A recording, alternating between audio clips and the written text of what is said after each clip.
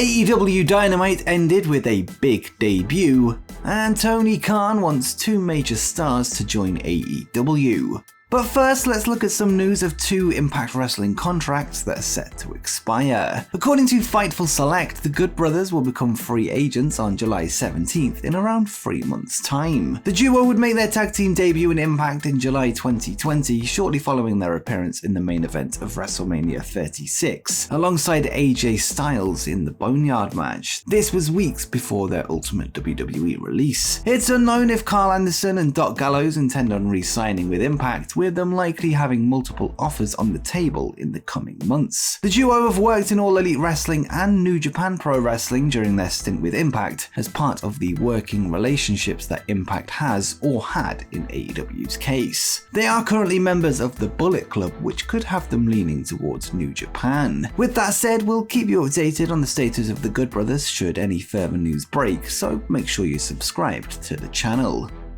Next, AEW President Tony Khan has promised a huge announcement next week. During last night's episode of AEW Dynamite live from New Orleans, Louisiana, it was revealed that fans can expect some big news breaking next week during the next episode of Dynamite. Big announcements have become a commonplace in All Elite Wrestling, whether it be to reveal debuts or shows, or even the purchase of other promotions. The biggest announcement so far is arguably the reveal of the First Dance edition of Rampage last year that led to the debut of CM Punk, a moment wrestling fans never thought they'd see. There is no indication on what the news will be or whether it will be of the magnitude of the First Dance, although speculation has already begun. Could it possibly be a Ring of Honor television deal, a UK tour, a New Japan Pro Wrestling Super Show, or maybe even the long-awaited AEW streaming deal? Let me know what you think in the comments down below.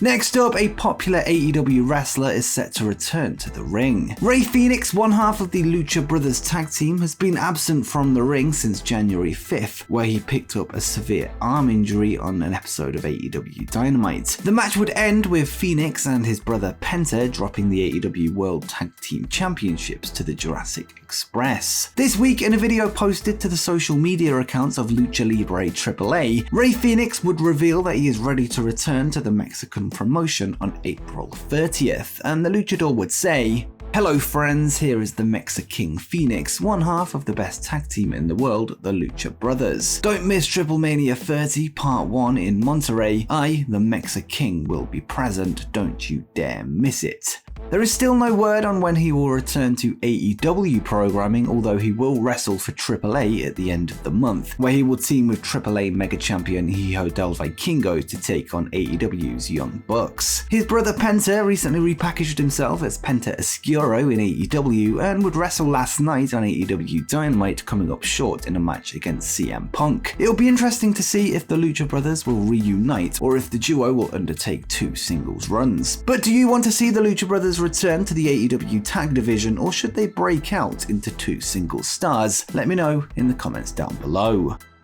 Next up, it seems that an exciting new podcast could be heading to Peacock and the WWE Network. According to Wrestling Insider WrestleVotes, The Undertaker has agreed to start a podcast which will be similar to Stone Cold Steve Austin's Broken Skull Sessions, with the show set to debut in the coming months. WrestleVotes would take to Twitter to reveal, in a show similar to that of the Broken Skull Sessions, Peacock and WWE have convinced The Undertaker to enter the podcasting world. Sources state that his new show should begin airing within the next few months, a fascinating concept that was unfathomable just a few years back. It's unclear if the dead man will be talking about his own career, although the comparisons to Broken Skull Sessions suggests that he will instead host guests to discuss their own career. Personally, I'd prefer to see The Undertaker break down his own career path alongside a co-host asking questions, but let me know what you think in the comments down below.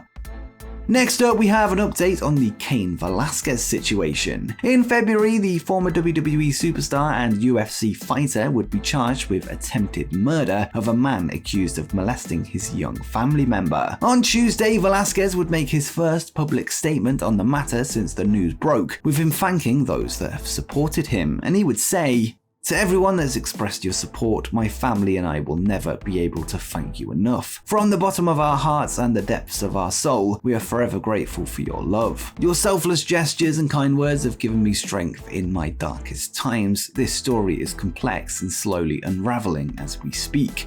To the true victims of this case, may God give you the strength to come forward. Though it is most difficult to relive the pain that has happened to you, in speaking the truth, justice will be served and your own true healing will start. I will never stop helping or loving my community and all of you. Thank you for loving me, Cain Velasquez.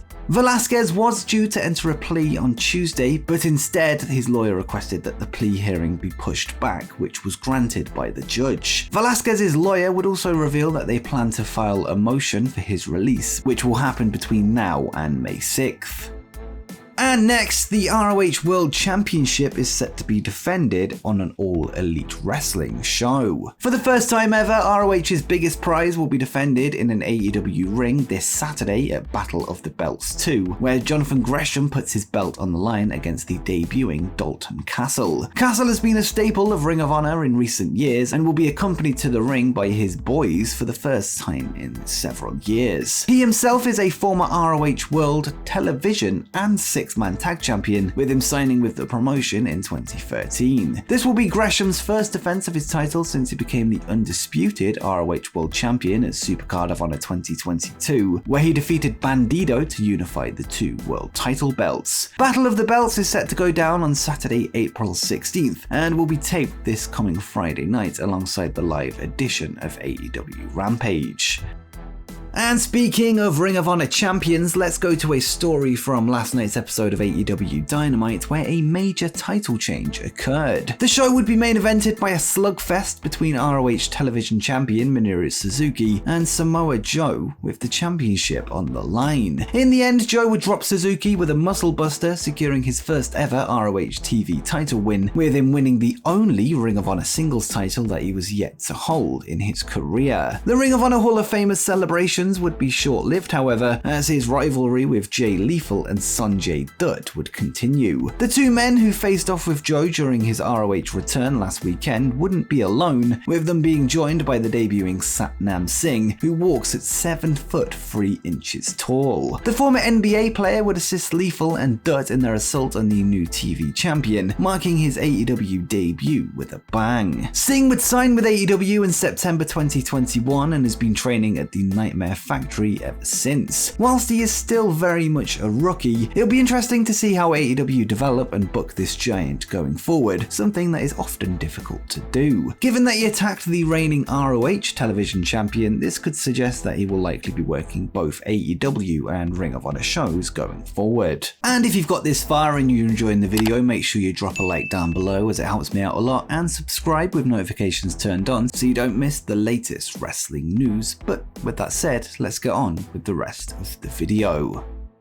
And finally, Tony Khan wants 2 major stars to join AEW. The AEW president would recently speak with ESPN's Mark Raimondo, where he was asked about the signing of former UFC fighter Paige VanZant, who brings a big following with her from the MMA world. Khan would discuss VanZant's potential as a pro wrestler and said, "Well, she's training as a pro wrestler, but she's very well versed in fighting and mixed martial arts and grappling. She is a natural when it comes to the charisma and the way she carries herself like a star both on television and to the live fans. She has such a great presence. She's developing her wrestling skills. With her potential and her presence, I think there's a real chance she could be a force to be reckoned with in pro wrestling." Combat sports and pro wrestling has seen a number of crossovers in recent years, whether it be MMA fighters and boxers becoming wrestlers or the other way round. Khan would then be asked which combat sports stars he'd like to see in AEW next, with him naming the 2 top draws in all of fighting, and he would say,